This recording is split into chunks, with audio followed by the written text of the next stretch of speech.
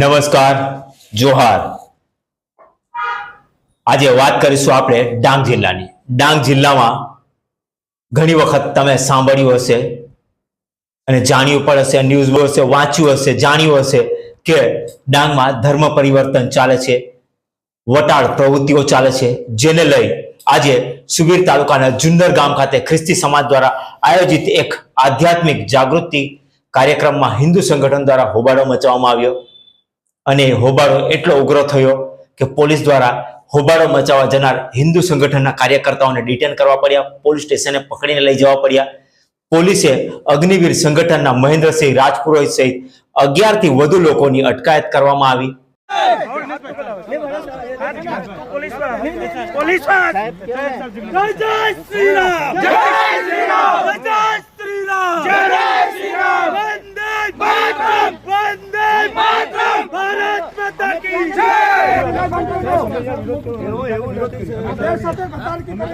सबरी माता की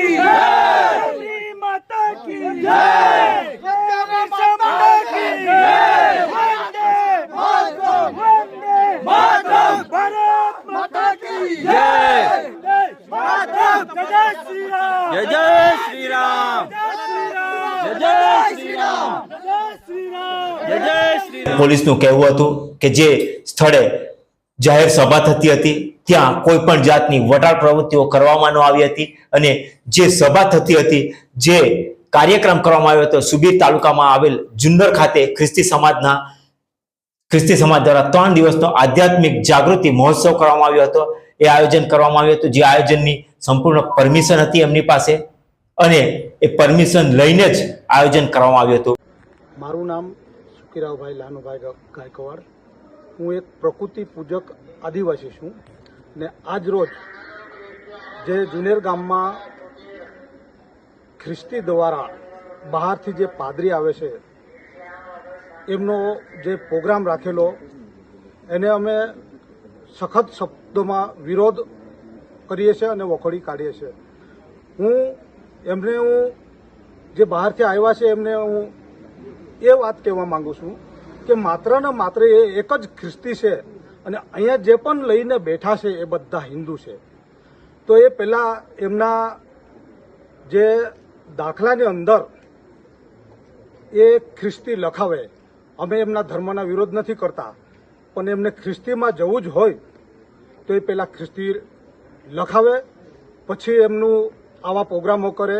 આ એક જોવા જઈએ તો એક પાદરી બહારથી આવતો હોય અને આટલા બધા એક સાજાપણું અને જે બીમારી ચંગાઈ પનાના નામ પર આટલા ખ્રિસ્તીઓને આટલા આદિવાસી ભોળા ભાલા જે આદિવાસીઓને લઈને બેસે છે એનો મતલબ એ જ થાય છે કે સીધી આ વટાળ પ્રવૃત્તિ માટે જ આવે છે. હું મારા જે આદિવાસી ભાઈઓને જે પણ જે જાય છે, ચર્ચમાં જાય છે, આવા મિટિંગોમાં જાય છે, એ ખુદ સમજે કે આપણી પ્રકૃતિ શું છે. પ્રકૃતિના માધ્યમથી આપણે પરમાત્મા સુધી પહોંચાય છે.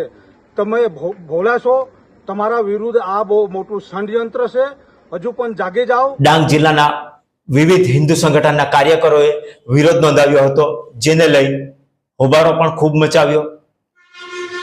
અગ્નિવીર હિન્દુ સંગઠનના રાષ્ટ્રીય મહામંત્રી મહેન્દ્રસિંહ રાજપુરોહિતના જણાવ્યા મુજબ આધ્યાત્મિક જાગૃતિનો કાર્યક્રમ હેઠળ ધર્મ પરિવર્તન ચાલતું હતું. કાર્યક્રમ કરવામાં આવતા ધર્મ પરિવર્તન કરવામાં આવતું હતું, લોકોને વટાળ પ્રવૃત્તિ કરીને વટલાવવામાં આવતા હતા, એવો એમનો આક્ષેપ હતો. લોકોનો પ્રોગ્રામ ધર્મસભા હતી. જ્યારે અમને જાણકારી મળી અમે અહીંયા આવ્યા, એમનો મેં વિરોધ કર્યો.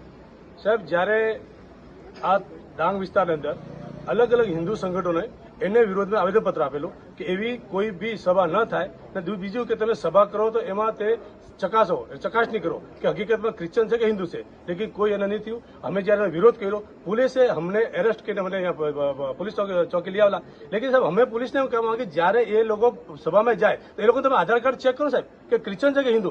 એને વિરુદ્ધમાં અમને એરેસ્ટ કરીને પોલીસ ચોકી લઈ આવ્યા. સાહેબ, બહુ દુઃખની ઘટના છે. એવી રીતે આ ડાંગ વિસ્તારમાં આવતા સમયમાં પૂરું આ આદિવાસી સંસ્કૃતિ ખતમ થઈ જશે.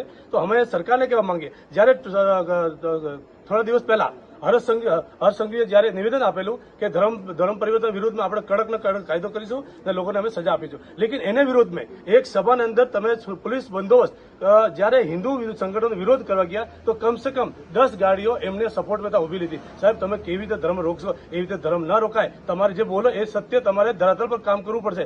આજે હિન્દુ સંગઠન પોતાનો જીવનો જોખમ ધર્મને બચાવવા નીકળ્યું છે તો એને કોઈ સપોર્ટ નથી મળતો. એ બહુ મોટી દુઃખની વાત છે. તો મેં તો સરકારને કહેવા માંગુ, જેથી તમારી માનસિકતા, જેથી ધર્મ પરિવર્તન રોક. અમે કોઈનો ધર્મ વિરોધ નથી કરતા, અમે કોઈનો ધર્મને વિરોધી નથી, અમે બધાને ધર્મને અવકારીએ. લેકિન જ્યારે એક ધર્મને પ્રતિ, જ્યારે એક ધર્મને લોકો માનવ સેવા નામ, શિક્ષાના નામ પર આવીને આદિવાસી જનતાને પ્રલોભન આપીને જ્યારે ધર્મ પરિવર્તન કરે એનો અમે વિરોધ કરીએ. સાહેબ, આજે ડાંગની સ્થિતિ એટલી વિચિત્ર બની ગઈ કે તમારા પૂરા ગામના ગામ ક્રિશ્ચન બની ગયા. સરકાર દસ્તાવેજ નથી, સરકાર માનવા તૈયાર નથી. તો સરકારને અમે કહીએ કે સાહેબ, જ્યારે ચર્ચની અંદર કોઈ પ્રાર્થના કરવા જાય તમે તમારો એક સ્ટાફ, તમારો માણસ ઉભો રાખો, એની ચકાસણી કરો કે એ ગામિત છે કે ડોસીજા કે જોસફ છે. જે ડિસુજા જોસફ હોય તો એને તમે અનુમતિ આપો, લેકિન યદી જે ગામિત છે, રમેશભાઈ ગામિત છે, દિનેશભાઈ ચૌધરી છે, તો એને તમે પરમિશન ના આપો, કે એવી રીતે ધર્મ પરિવર્તન વધારે થશે અને ધર્મ પરિવર્તન એવી રીતે જ થવાનું. પોલીસના જણાવ્યા મુજબ આ કાર્યક્રમમાં આવી કોઈ પ્રવૃત્તિ ન હોય. મંજૂરી આપવામાં આવી હતી. આ સંપૂર્ણ કાર્યક્રમની ત્રિદિવસીય કાર્યક્રમ હતો. એ કાર્યક્રમની સંપૂર્ણ મંજૂરી પોલીસ દ્વારા આપવામાં આવી હતી. હિન્દુ સંગઠનના કાર્યકરો કાર્યક્રમ સ્થળે ધસી આવી જય શ્રી રામના નારા લગાવી હોબાળો મચાવ્યો. એક જુનેર કને ગામ છે સુબીર પોલીસ સ્ટેશન વિસ્તારનું, ત્યાં એક ક્રિશ્ચનની સભા હતી જેમાં એ લોકોએ પરવાનગી માંગી એટલે કલેક્ટર સાહેબે અમને કાર્યક્રમ કરવાની પરવાનગી આપી હતી. પણ એ કાર્યક્રમમાં ખ્રિસ્તી ધર્મનો પ્રચાર થતો હોય કેટલાક હિન્દુ સંગઠનના લોકો એનો વિરોધ કરવા માટે પીપલ દહાડમાં ભેગા થયા હતા અને પછી એમના વિરોધ માટે આગળ જતા પોલીસે પછી એમને અટકાવ્યા હતા અને પછી એમને અત્યારે ડિટેન કરીને સુબીર પોલીસ સ્ટેશન ખાતે લાવવામાં આવે છે. સંપૂર્ણપણે સરકાર એ લોકો આપી રહ્યા છે. જિજ્ઞેશભાઈ મતાઓ જે આવવાના છે બહારથી એમની પણ આઈડેન્ટિટી ક્લિયર કરવા માટે એમને સૂચના આપવા માટે એ લોકોએ તમામ વસ્તુ આપણી પાસે ડોક્યુમેન્ટ રજૂ કર્યા. ત્યારબાદ અમને એમના કાર્યક્રમની પરમિશન આપવામાં આવી હતી અને એમનો કાર્યક્રમ શાંતિપૂર્ણ ચાલે છે. અત્યારે ત્યાં પોલીસ બંદોબસ્ત છે અને કોઈ જાતની કોઈ જાતનું કોઈ કાયદો કે વ્યવસ્થામાં ખોરવાય શક્યતાઓ નથી અને શાંતિથી આ પ્રોગ્રામ ચાલી રહ્યો છે. Thank you. જેથી કોઈ અનિચ્છનીય બનાવ ન બને તે માટે ત્યાં ગોઠવાયેલા પોલીસ બંદોબસ્તમાં ફરજ બજાવતા પોલીસ કર્મીઓ દ્વારા હિન્દુ સંગઠનના તમામ કાર્યકરોની અટક કરવામાં આવી અને સુબીર પોલીસ મથકે લાવવામાં આવ્યા. ત્યાં મામલે થાળો પાડ્યો.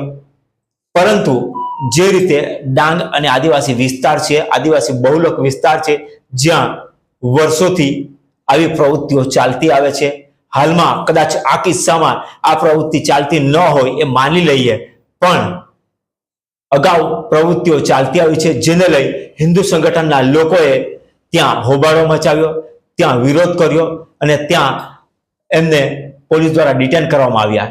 પણ પોલીસ પ્રશાસન અને સરકારનું પણ કામ છે કે જ્યાં આદિવાસી વિસ્તાર છે, આદિવાસી બહુલક વિસ્તાર છે, એ વિસ્તારમાં આવી કોઈ પ્રવૃત્તિ ન થાય એનું પણ ધ્યાન પોલીસ પ્રશાસને રાખવું ખૂબ જરૂરી છે. કારણ કે કાયદો અને વ્યવસ્થા જાળવવાનું કામ પોલીસ પ્રશાસનનું છે.